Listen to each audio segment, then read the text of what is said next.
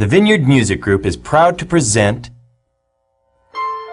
Worship Team Dynamics. Practical instruction on refining your skills as a worship leader. Here are your hosts, Randy and Terry Butler. We're going to talk this morning about worship team dynamics. And, I think this is the first time here at a Vineyard Conference where they've ever done a general session here in the sanctuary that's quote-unquote on one of those real practical topics. But you know what? It's more than practical, isn't it? Because our Lord invented music. Our God gave us a vehicle. He gave us a way for us to express ourselves. So to separate in this thing called worship team dynamics and worship itself, to separate the music from spiritual dynamics, spiritual parts of worship would be a crime. It's wrong. They need to be put together. There's a uniting here. God gave us the scale. God gave us the keys to play in. God gave us instruments to express ourselves with. And you and I, those of us who are involved and engaged in this worship team process and bringing forth on Sunday morning the music, the vocals, and the instruments to usher people in, we are facilitators, aren't we? The goal is not to be a hot band. Everybody say that with me. The goal is not to be a hot band. That's not it. We miss it royally if we think that. We are to usher others in. If the lady in the back row didn't meet God, if she wasn't able to sing and enter in because of the cacophonous sounds going on at the front, there's a word for you. If we didn't let the elder in the third row enter in, what are we doing? Our job is not to show them the hottest licks and everything that we know how to do. Our job is to bring them into the throne room, to usher them in. It's very important. And we can hinder it. I wonder how many of you out there, we won't do a vote, but I wonder how many of you have said, why aren't the people engaging in worship? And I wonder how often we, the worship team, are the problem. At times we are. I've done it. It's very important that we look at ourselves as facilitators.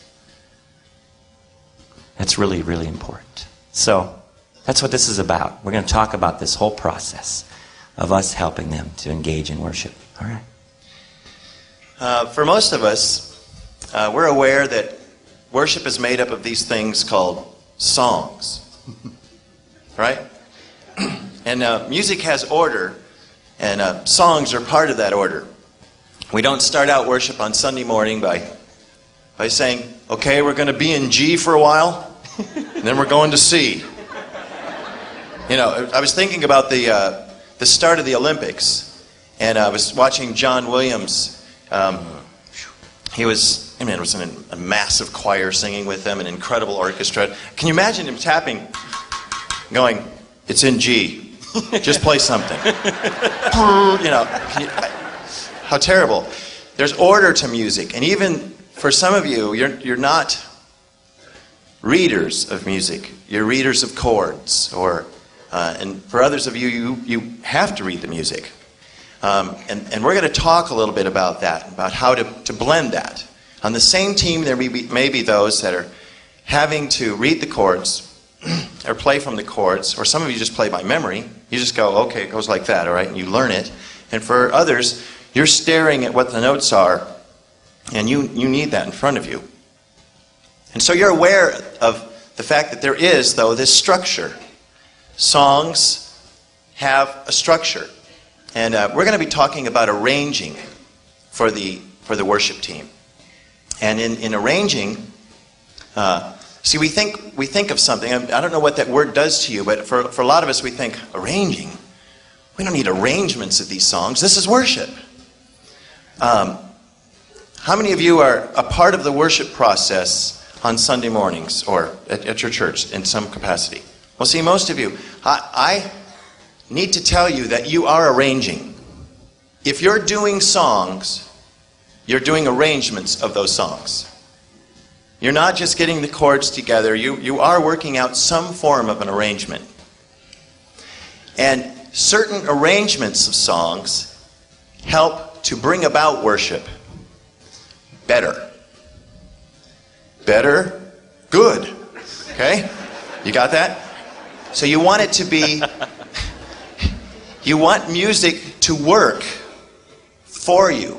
Music was created by God, given to us, and it's that which is supporting and supplying so much of the emotion in what we're doing and how we're expressing our heart to God.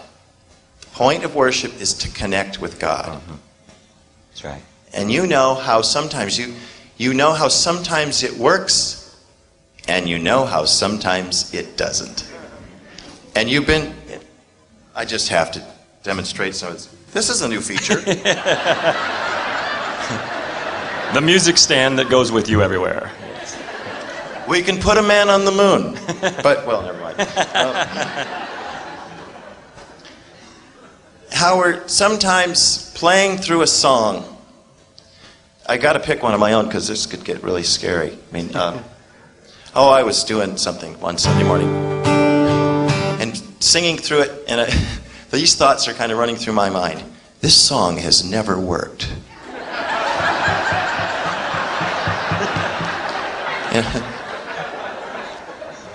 No one's even thinking about worshiping while we're doing this, and it's the team's not clicking, and this arrangement doesn't work with the song, and you know that feeling. You know when it's wrong, and you also know when it's right. And a lot of times, it's not even apparent. I'm going to take a stab. I'd say to 90% of the people, it's not apparent why it's working. To 90% of the people that are worshiping, they don't know that it was the lead player who played the very last, he played lines or the melody over top of what was going on through the very last chorus. And that's what caused Harold, if you're Harold, I'm sorry, I really am, but I could use... Right, it made Harold worship though, didn't it? Yeah, but it made Harold worship. Harold stood up for that last chorus. He just went, well, if they're going to play lead, I better get up. He got up and he just went, that's right, it's right to worship, And that's what this is about. The point of worship is to connect with God. And musical arrangements... That's right, that brings you there. Can bring you there. Not only on the side of it building lift to music, but also on the side of bringing us to a place of intimacy. If there was one thing I want you to walk away with in talking about this thing of arranging, it's the blessedness of simple. The blessedness of simple. So often, we're in a situation, and in the conclusion, it's not sounding right. The conclusion to the problem, it's not sounding right, is it needs something. What does it need? And then, after we've gotten that far, we think, if we just had what was on the recording. I just remember Bruce was playing this thing on Andy's recording, and that's what we need. Or no, it was this little part that somebody was playing on a keyboard part. We need that. But it still doesn't sound right, so we're tempted to fill up all the songs with more instruments. I've had the opportunity to go to places where they would have me essentially talk to them about their worship team. Maybe in their mind, it got to the code red side. It's like, it's bad and we need help. We need someone to come in and help us. And so I've had the opportunity to sit and listen to worship bands and worship teams and to speak into it. No, it's very touchy. It's very hard. You don't know what to say. You're thinking, yikes. You're right. It sounds bad. And I'd have to agree with you there. It does sound bad.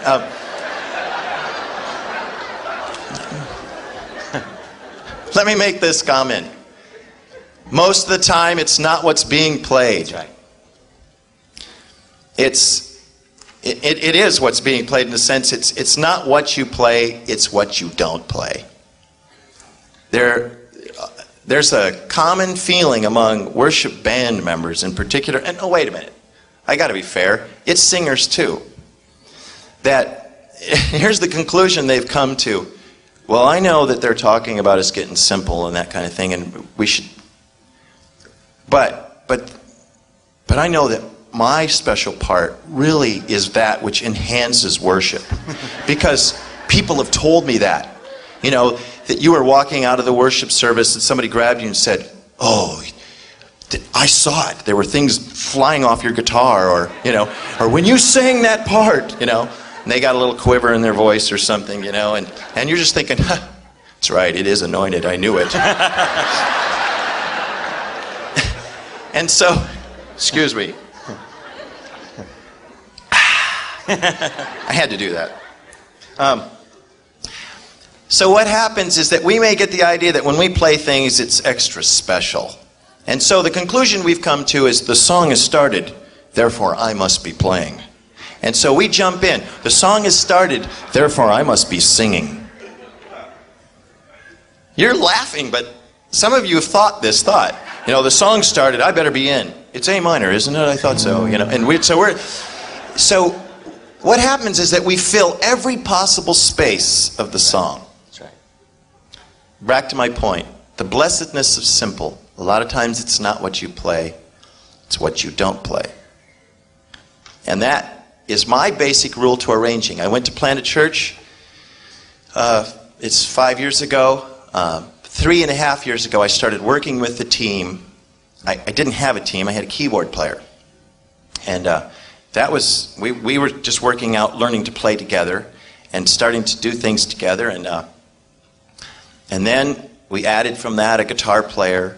And there were nights when I would call Terry after practice.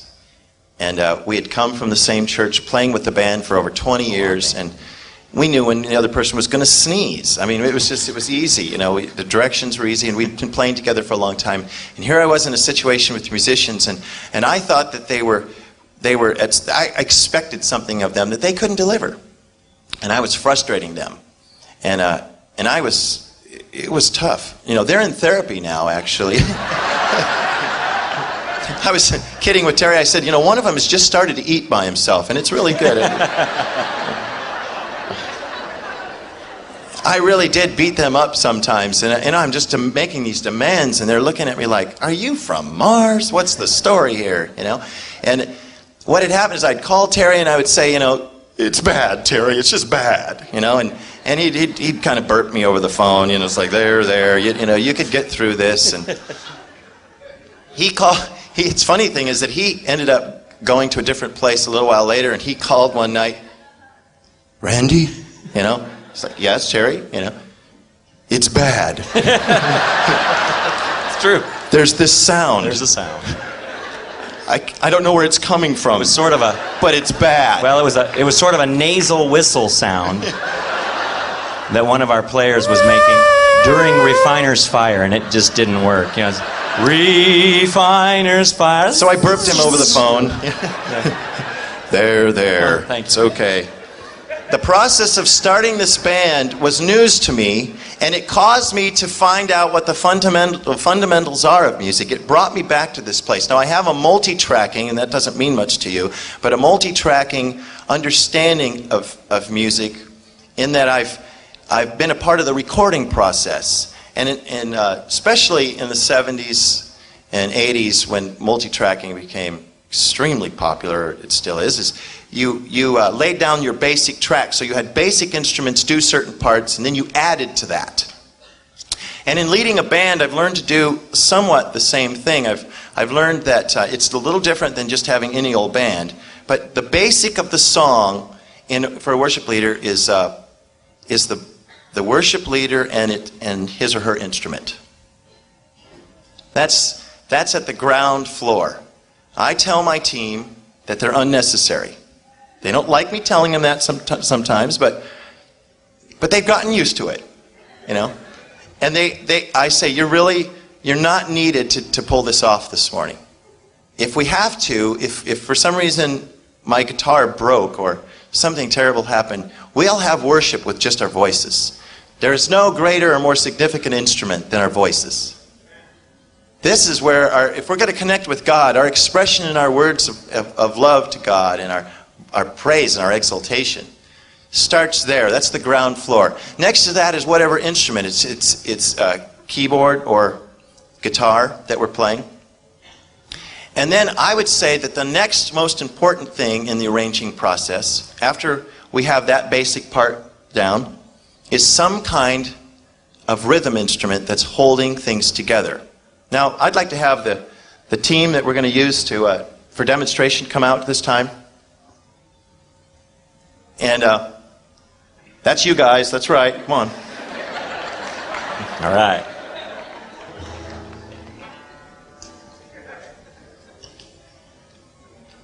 All right.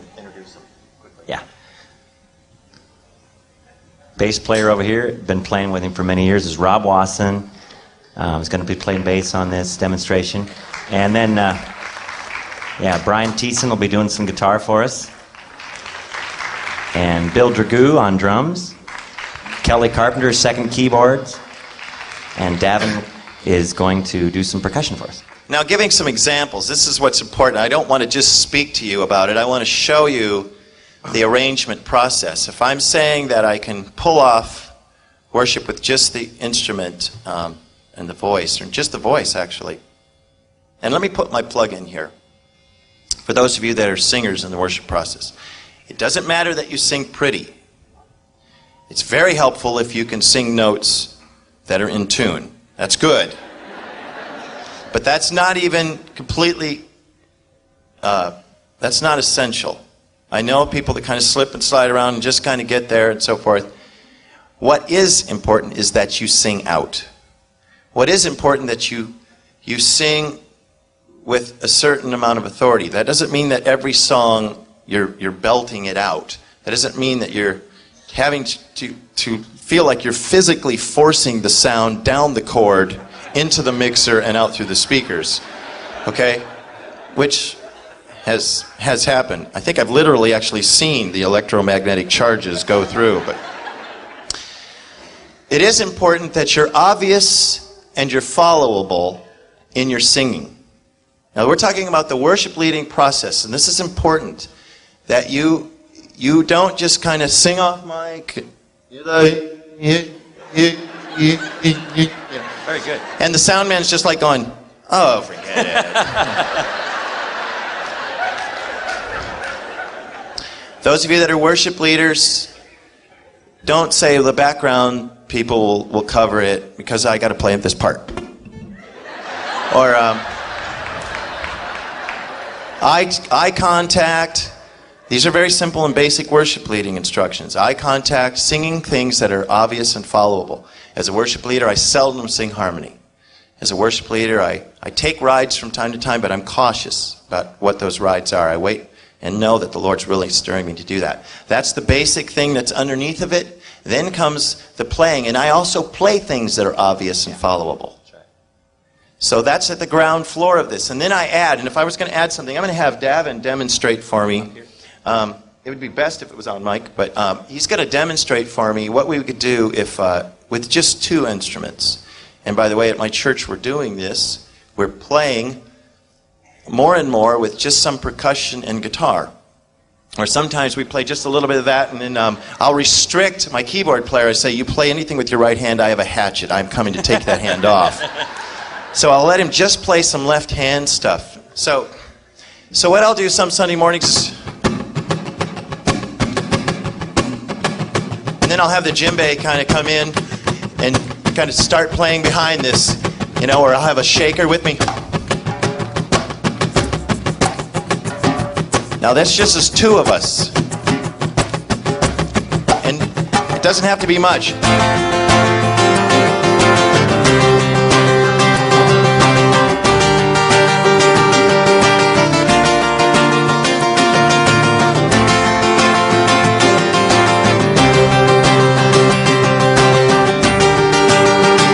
Now we're going to add Terry, just left hand Terry.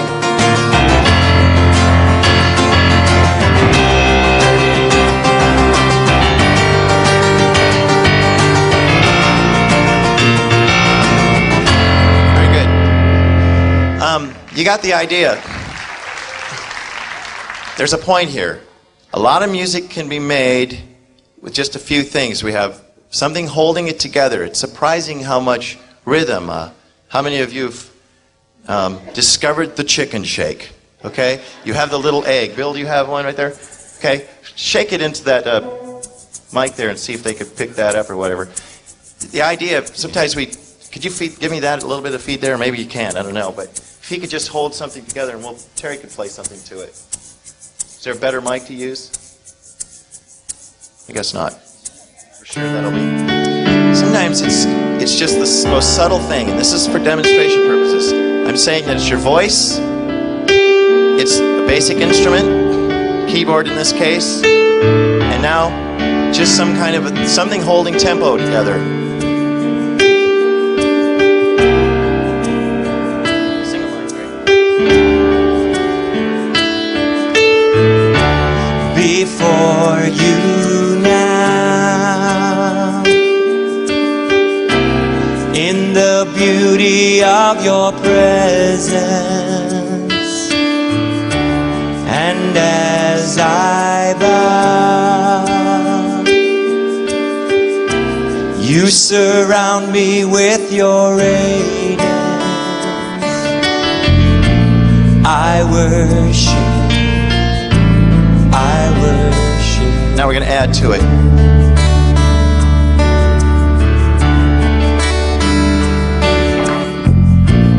I worship. I worship. That's good. Now, let me say this very important point about someone playing a rhythm instrument.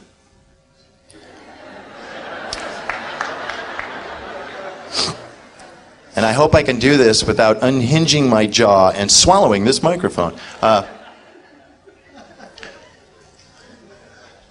Time is critical. I don't know how many times now I've heard the story of people going out and purchasing a drum set. That does not make you a drummer. Owning multiple pairs of sticks doesn't make you a drummer.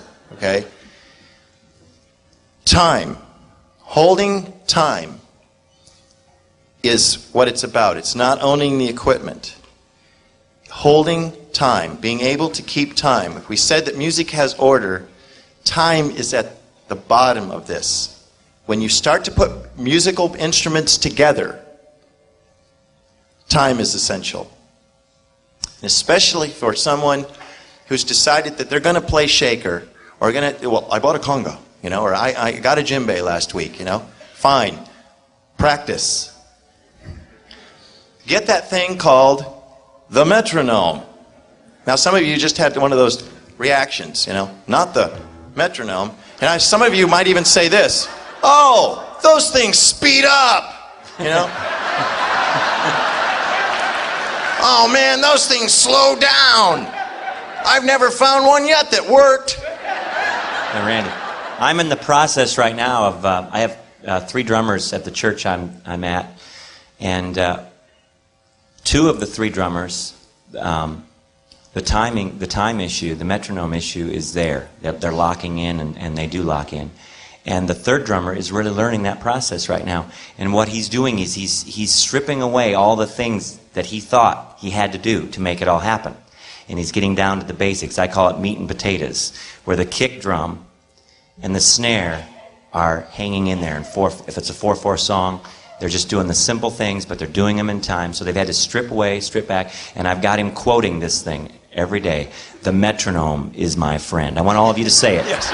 Let's all say it together on the count of 3. 1, 2, 3. The metronome is my friend. It will help you. Randy and I went through that process early on growing up musically. In a family that was musical, we started playing instruments and having fun with them.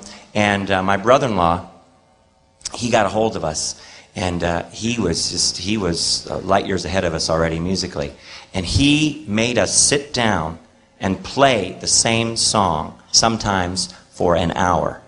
Somebody's saying, oh, that sounds fun. An hour on the same song is not that fun. And we'd say, oh, we want to go do this, or we went, no, you didn't do what I said. Go back. And he knew what he was doing. He was helping us. He was actually helping us get to a place of freedom on our instrument, because rhythm was not going to be an issue anymore.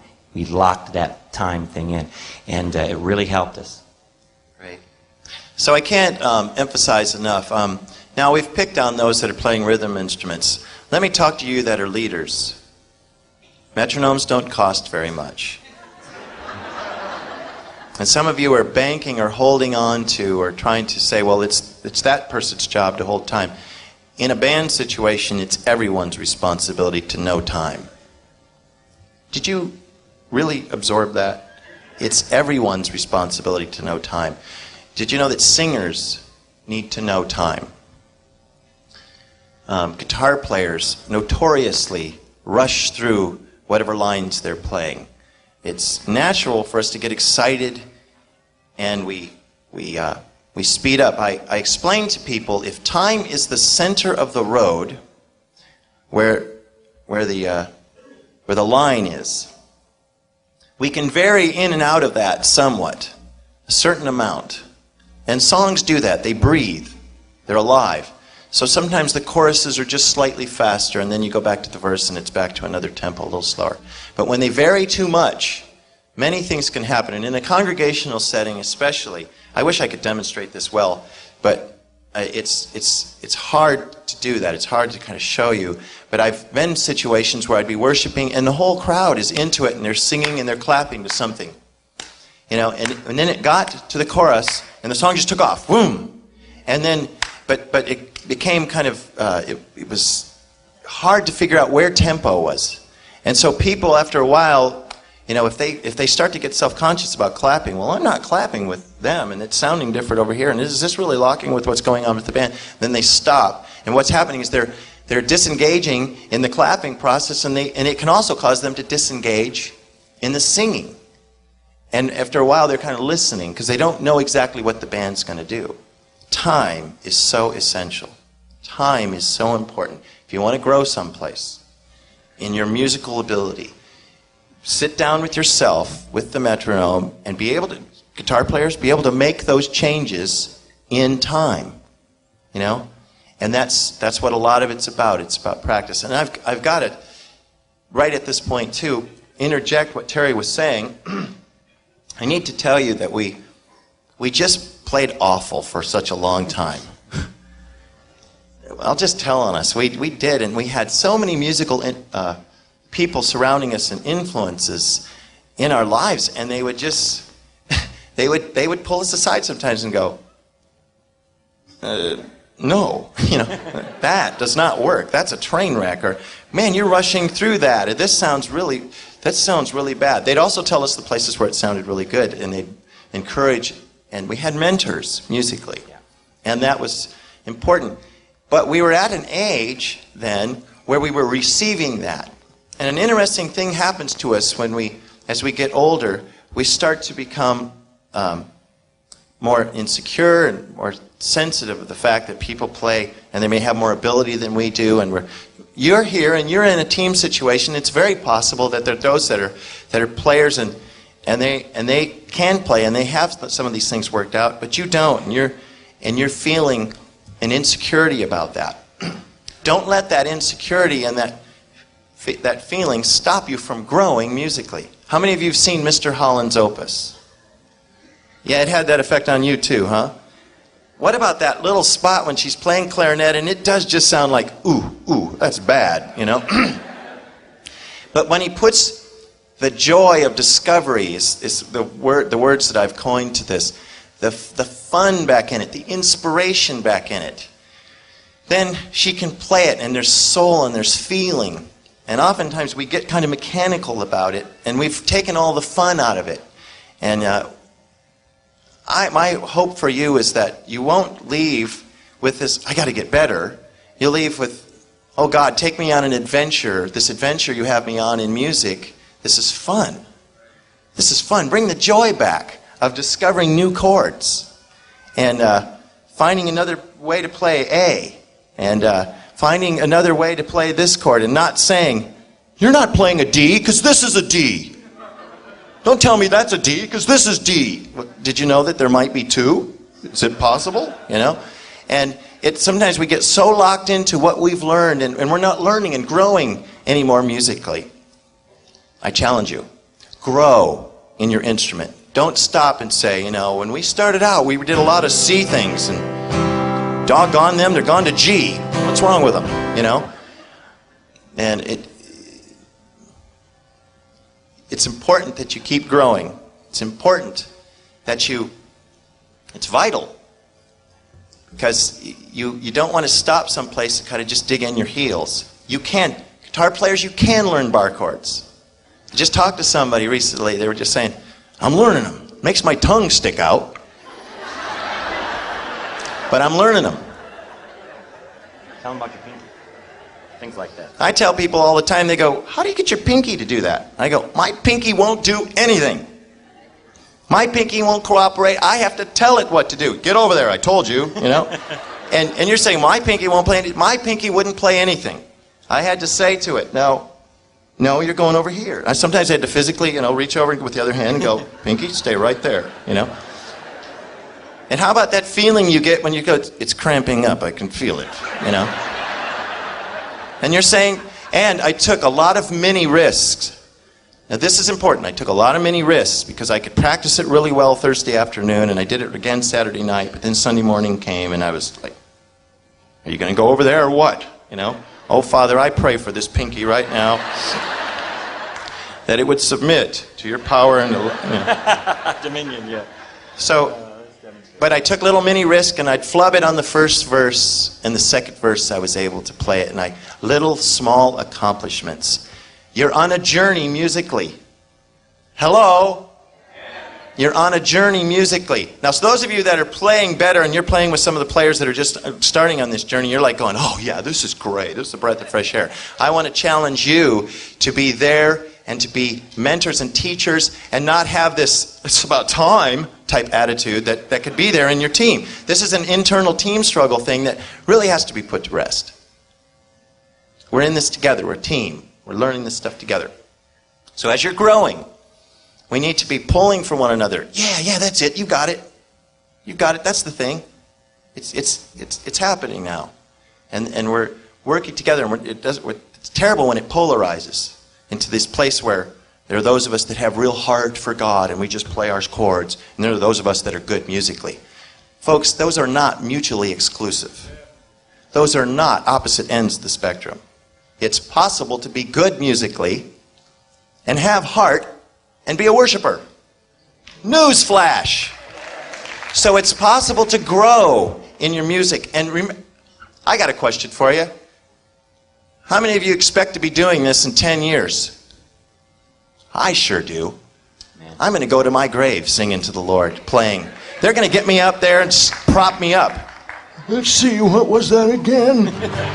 I told you to get over there. That's right. Let's demonstrate the busyness. You got the idea? All right.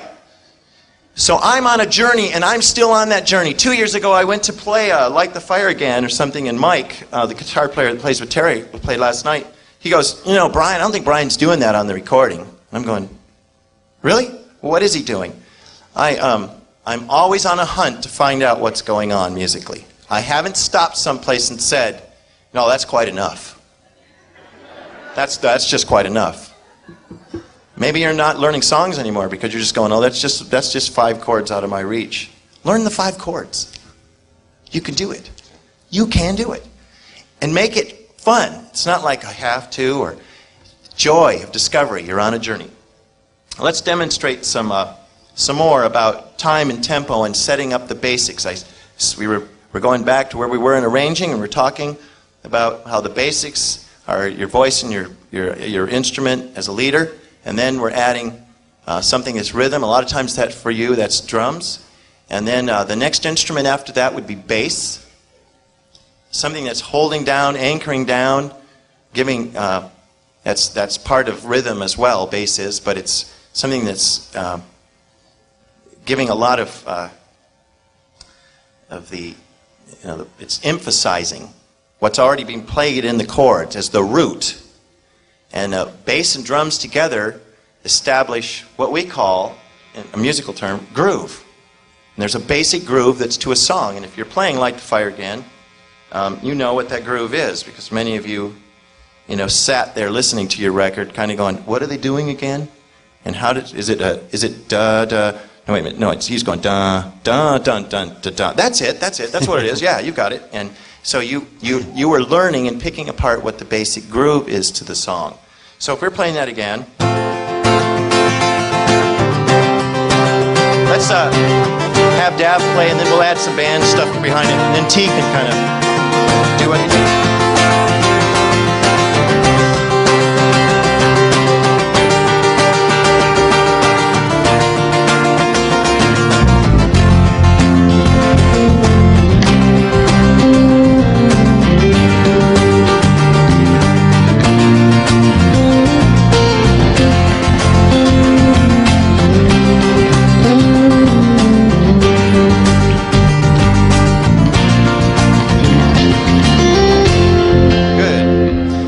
The idea, the basic groove behind that is, if you're bass and drums, let's just add djembe and the bass and drums. 2, 3, 4 now.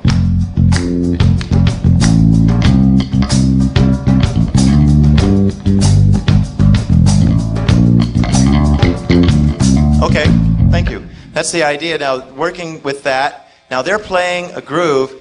There's a lot of things you're going, well, you could get the notes technically right. Something that's not happening when we're playing is the song is not leaning forward. I can't demonstrate this very well either, except that I did it last time. Terry, you go out and lean forward for us. Show us what a song is like leaning forward. You kind of walk kind of in a forward position. Yeah, this would be great. Yeah. Songs tend to, when you play them, that was pretty good.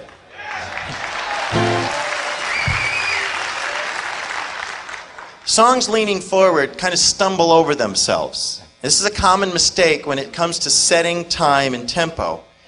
You could even be playing to a click track. You could be playing to a metronome, and the song can still be leaning forward. One of the best ways for that to happen, and to establish the feel of the groove, is for the snares, for the 2 and the 4s, to be held back a little bit. Okay, so Bill's going to demonstrate this. We could play the bass part down. Da, da. Rob, go ahead and give us that. Da, da, da, da, da.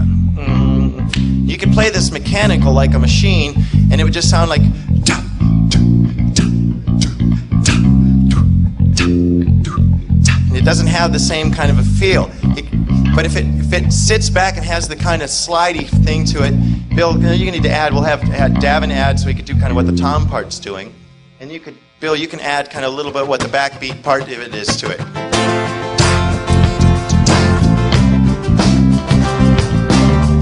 What you're hearing, this. Now, are you listening? Okay, you can all do that. Reach your hand out now. Don't hit your neighbor. That's different than this. Because this would be early. That's later. Okay, make this noise. You're making the song breathe. Thank you, guys. It's great. Hey, you're good. All right. Making the song breathe and establishing the groove. Now, this can work also. Terry, we're going to do, let's do Yahweh. And start walking through that. Why don't you lead on this one, and you can show how we're going to demonstrate not only time and tempo and groove, but some other things while we do Yahweh. We've picked Yahweh as a good song for this.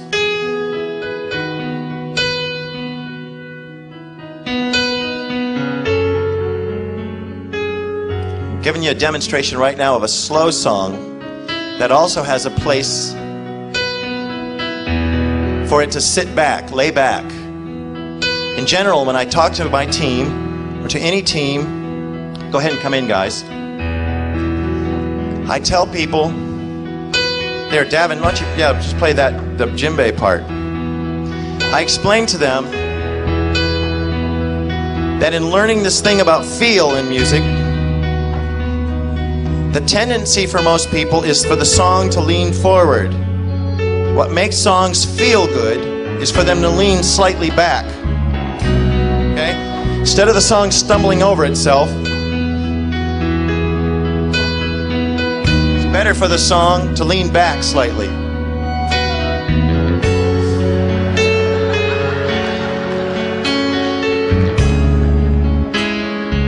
When you're taking that nice romantic stroll, think about that part for slow songs.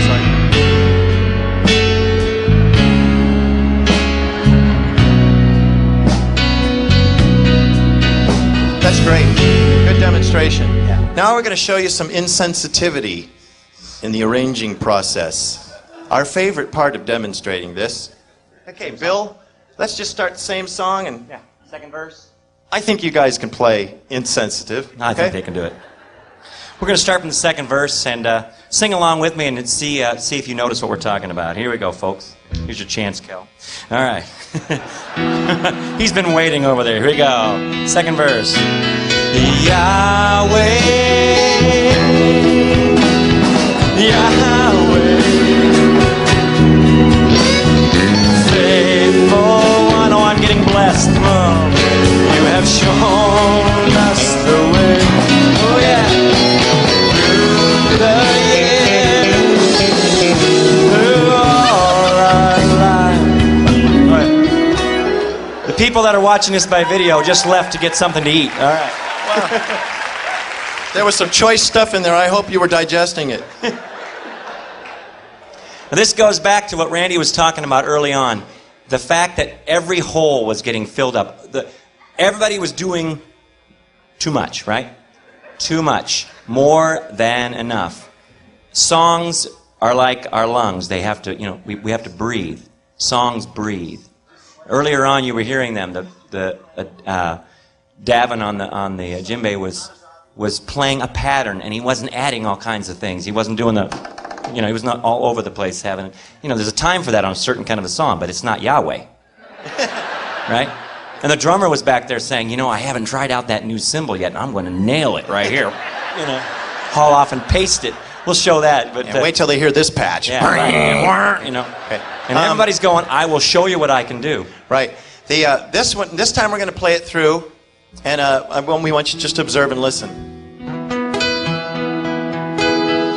Yahweh,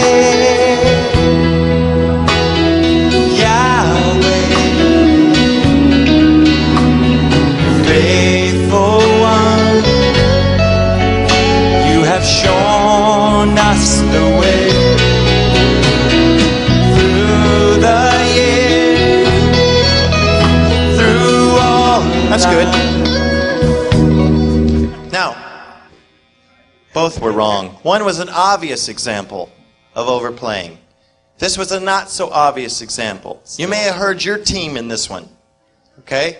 You may have heard what you guys do. Everybody looking for an opportunity to play and not listening. Second most important point that I can make about this thing of team dynamics after knowing time is listening. Most bands play in a vacuum. The thing that I found most of all in working with my young team was that they all just kind of lowered their head, stuck their tongue out, and went for it.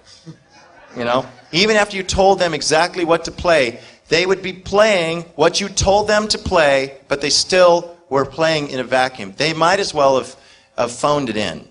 They were not connecting and interacting as musicians in any way, shape, or form. Now, this whole thing of learning the language of music is a very important thing. Some of you go, well, I'm not a musician. You're playing music, you're a musician. You're in this process that makes you a musician. Okay? And you go, well, does that mean I have to stay out late? No. There's a new definition. Keep your day job. Yeah, keep your day job. However, you're doing music with people. And as you're doing that, this thing of communication is not only verbal, it's learning the lingo when we say, that's the groove, that's the right groove, It's or finding a common language. That was something I had to work with my team. They finally knew what I meant when I was saying certain things. And that was important. Now that we could communicate, And then they started learning how I communicated with my guitar when we were in the worship leading process. I think he's going back around, guys. You know? Sometimes I just turn around and go one more time! You know? That was a little less subtle form.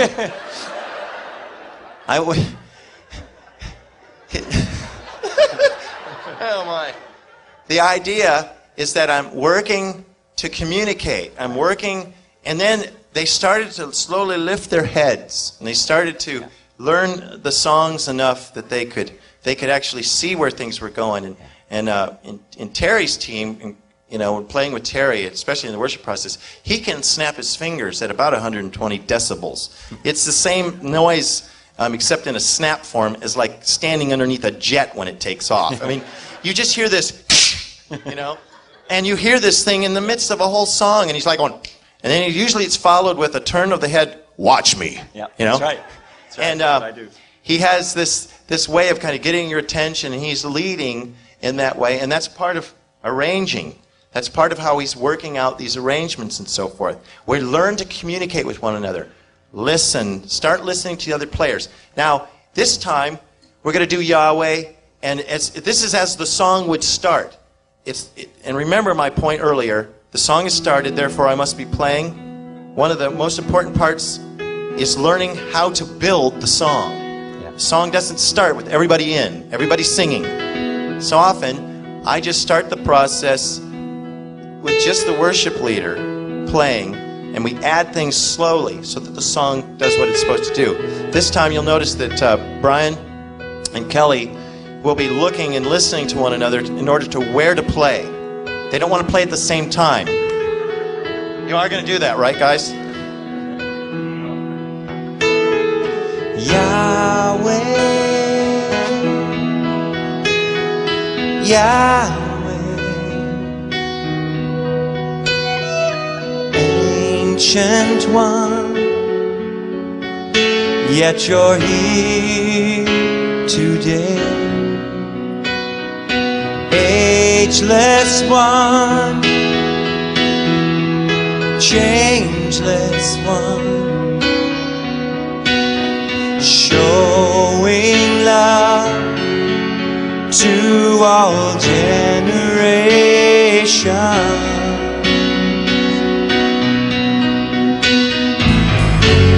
Show us your glory, oh Lord. Let your goodness pass before us, right before our eyes.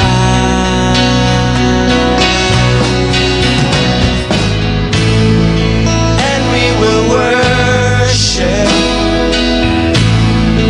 and we will bow down,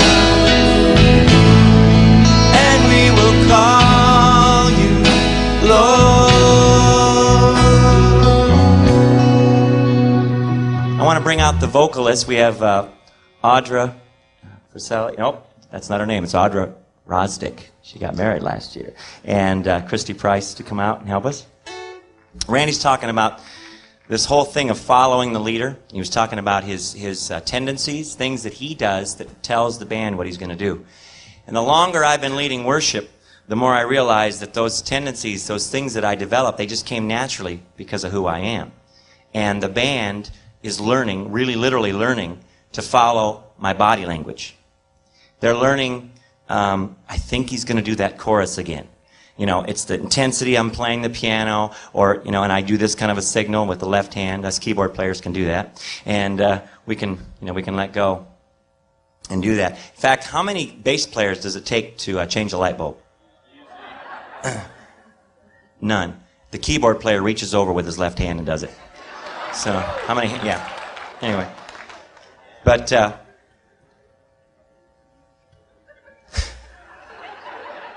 but we're talking here about this whole thing. Again, we're talking about following the leader and the sensitivity. I was at a conference recently, and a few months back, I won't tell you what state it was in or what church or anything like that. I led worship on a Sunday morning with their team. And a couple of my players were people that are used to working with me were there, but but a different team, and there were 4 singers. And we did a song called Psalm 19.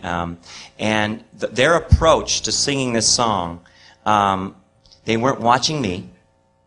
They weren't sensing the feel, capturing the feel of the song and capturing what it was trying to do. It was too much of a clamorous intimacy, and I don't think that works. I think that's an oxymoron, don't you? That sense of feel of what God is doing, and the singers jumped right on the song. We're going to demonstrate real quickly. And it was sort of like this. Raina, you can help me out with this. I know you were just waiting for your opportunity to sing Psalm 19 like that. I'd love to.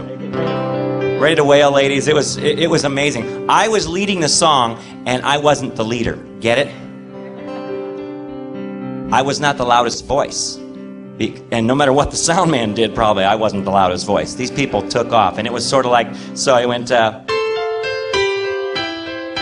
and usually I start this song out singing it alone, and my worship team knows that I'll start out the first verse alone without their voices, but this is what it went like. So far we got intimacy, right? It went like this. May the words of my mouth and the meditation of my heart. I'm not kidding. It was amazing. Just simply amazing. Again, guys, it's an issue of are we a team or not? Some of those singers were saying, I've only got one chance, I'm going to take it. And so, you know, some of it's heartfelt, and it's right. You know, their heart is right, but they don't understand the dynamic that they're taking over the song, or that those things they're doing are not helping, you know, Harry or George or Martha to enter into worship that morning. And so, you know, the opposite, of course, is the singers to my left watching me, you know, and helping out. And I want to stop right there and say this too. The whole idea is the band waiting and the singers waiting also allows the worship leader to establish the tempo. Maybe I've started the song out a little bit faster than I wanted to. If the drummer's right in right away, we're stuck with that rhythm. You get it? And so that can really be a problem. Also, the singers letting me let the song start breathing. Maybe I want to sing something or say something before I ever sing the line. So they watch me. Christy's been with me a long time in this worship process when we go out to conferences, places. And she is watching to see if she's supposed to jump in yet or not and wait. And she won't always just right on the mic jump in. She'll be back a bit. And she'll wait, and she'll start, may the word, but she's not right on the mic yet, and she's watching how I'm singing it. Am I singing it breathy? She's singing it breathy. And they're being tentative in a good way, just waiting. And then they'll know the flow begins to happen. So it should be, just watch what they're doing. May the words of my mouth and the meditations of my heart be pleasing to you, pleasing to you. May the words of my mouth, they're joining in, and the meditations, but much more appropriately, see? Be pleasing to you, my God. Now we come in a little bit more of the instrumentation. May the words of my mouth and the meditations of my heart be pleasing to you. Oh, pleasing to you. May the words... See, appropriately we're starting to build. And by the time we get to the chorus, we're not at full volume, right? We're still building, and the song has those places. It has a place to climax. It has a place to peak. Great. We're going to do a little bit of At the Cross. And I've heard some really interesting versions of this song and traveling around. And well, the most interesting one was the... But we won't do that one.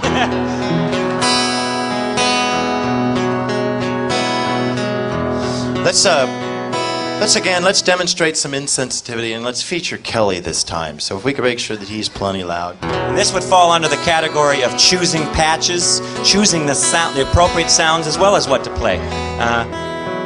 The second keyboardist isn't supposed to be doing the same thing as the one playing the basic piano or whatever. They're supposed to be looking for sounds. Oh, that's beautiful.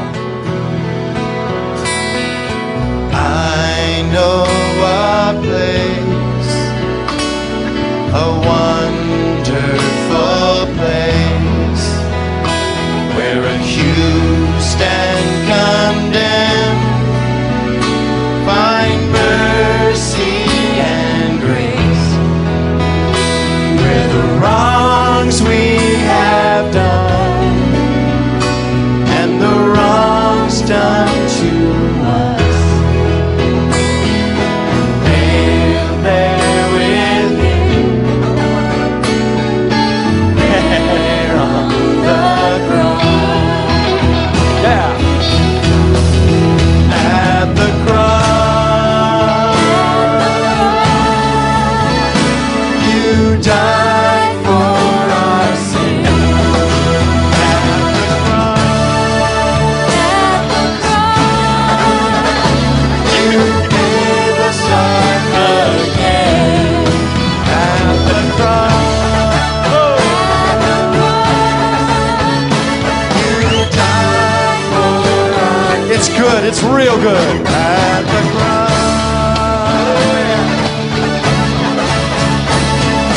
give us life again.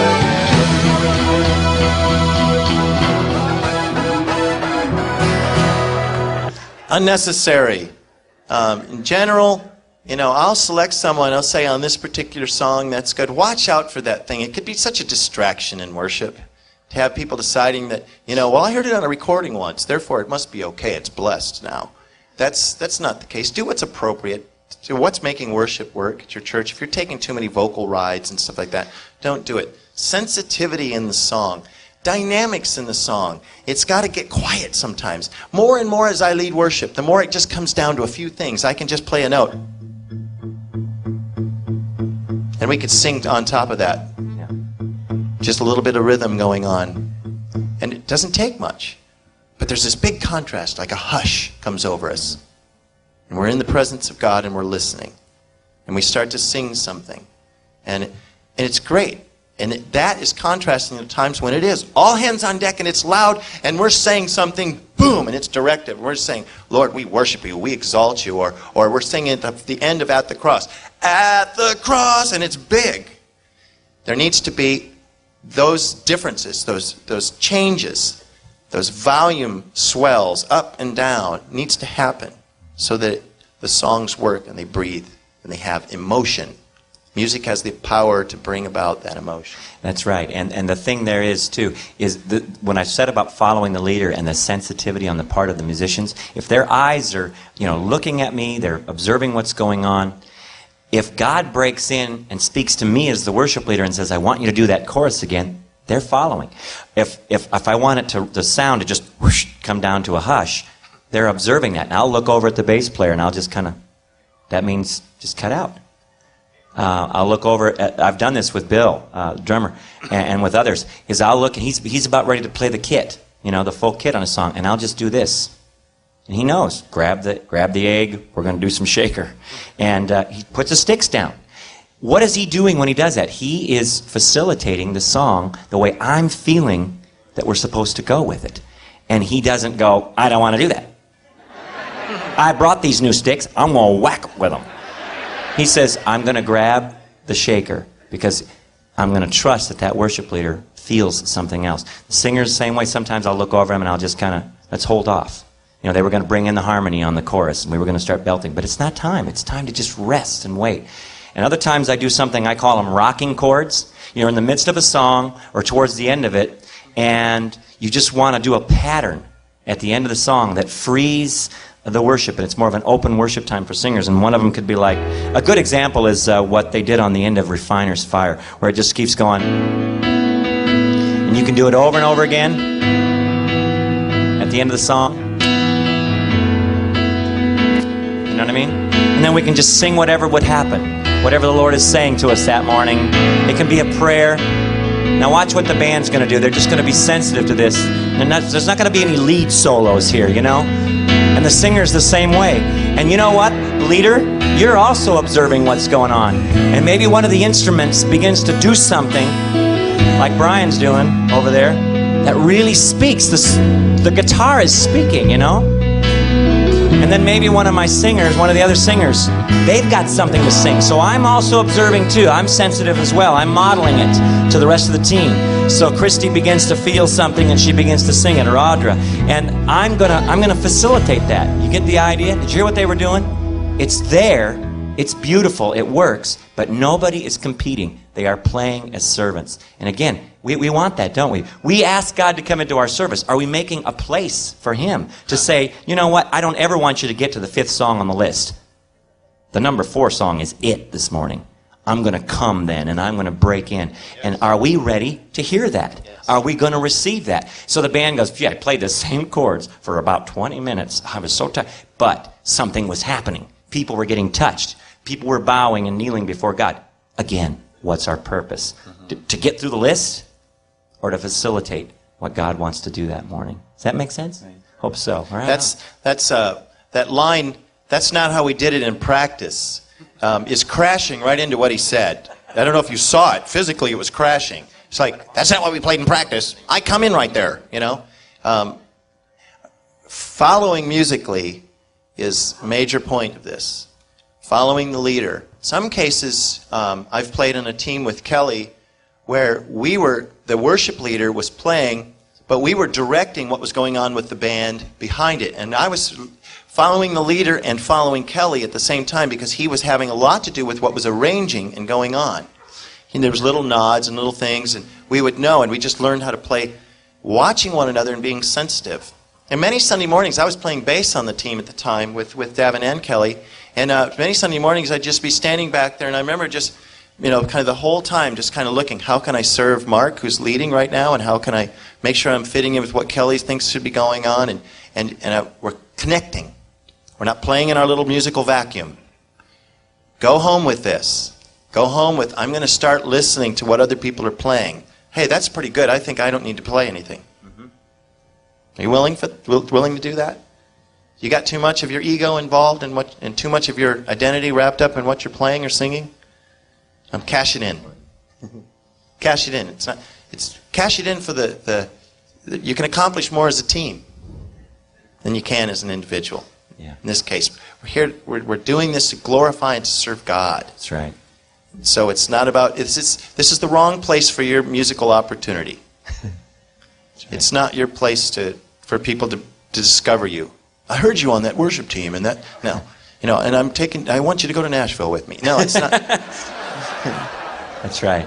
That's right. Wrong place. I tell my team, I go, do you know what could be going through my mind? I'll tell you why to follow me. As I'm playing this, 25 things can be going through my mind at the same time. There's John and Carrie, and hey, it's good to see them this morning. And it's great. Look at over there. Oh my goodness, I'm double booked for lunch. So, and what's the next words to the song? These are all the things that could be happening at a split second in a worship leader's mind. What are the next words? I don't even remember the second chorus to this. Okay, that B string is still out of tune. I worked at that my tuner's broke or something. The pastor's not worshiping. That's not good. The bass player did that walk down wrong again. That's right. I'm thinking about, man, whatever it was I ate last night, I shouldn't eat that again. I'm thinking about simultaneously the words to the song, chords that I'm playing, the strum that this hand's doing, all of these things are going on. Sure, it's somewhat natural, but that's all those things are firing at the same time. And then the question is coming up, what's the Lord doing right now? That's where it comes in. This song has never worked. Hey, this really is working. God's moving. He's leading. Actually, he wants me not to do song 4 this morning. He's changing song 4. That's going to be too much of a stretch. God's doing something to prepare us for this one. This will work. This will best facilitate. I'm listening, Lord. I'm hearing you. You're the real worship leader. It's you, Holy Spirit. I'm listening to you. Okay, what are you saying? What are you doing right now? And even though the pastor doesn't get it, and he's just sitting there. Just kidding. Just kidding. That's not the right. case, is it? No. So as it turns out, though, where I'm playing and all these things are going on at the same time. And so it's important, even while I'm doing that, I'm thinking about having to direct the band, and that's why they need to be glued.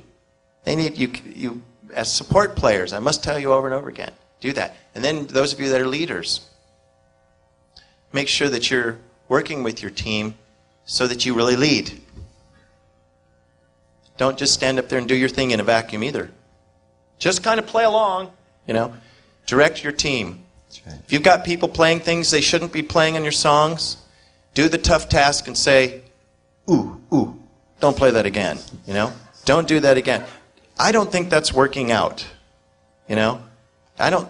That's not fitting the mood or the feel of the song. Terry, I think you could probably go with that a little bit farther. Well, it's a situation where you demonstrate to them what you're looking for. You paint the picture for your team of what that song will sound like when it's done, and you can prescribe some things and do it lovingly and gently, and carefully, but let them know that you do have a picture of what you want it to sound like. You know what we're talking about? It all boils down again, doesn't it, to servanthood and to servant-like attitudes, and that's so important. We've covered arrangement this morning. We've talked about the process, and that if you're playing, you're arranging, so you might as well, you know, dive in and really do it intentionally. We've talked about sensitivity issues. We've talked about feeling what a song is supposed to do. What's God's intention for it? And we've talked about the role of each part of sensitivity one to another, following the leader, knowing his tendencies or her tendencies, and really being awake and aware of what God is doing.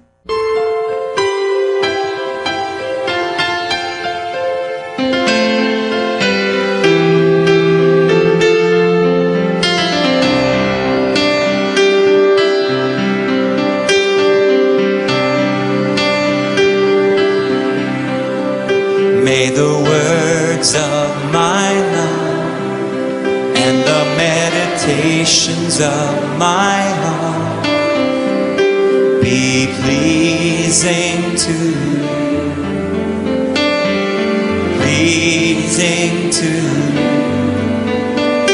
May the words of my mouth and the meditations of my heart be pleasing to my God.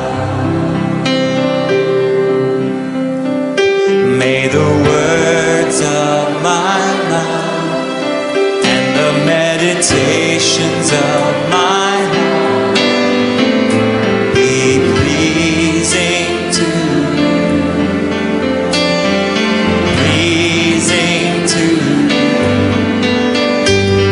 the words of my mouth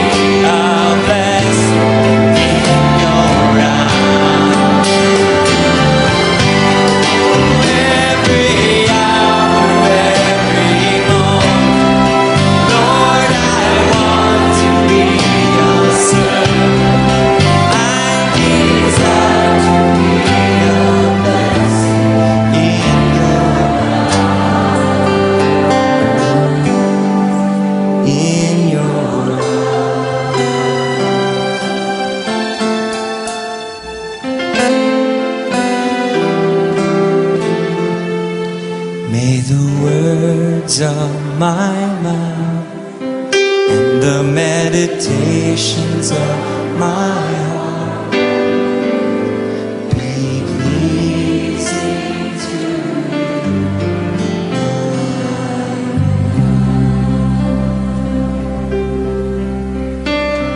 Be pleasing to you. Hear my heart cry, hear me, Lord, be pleasing to you. Hear us, Lord, as we call unto you, that it be pleasing to you. Lift your hearts up to the Lord.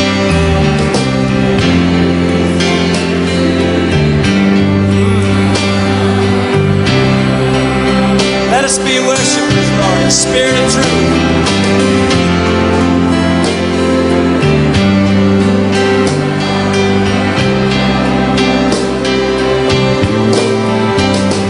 Be pleasing to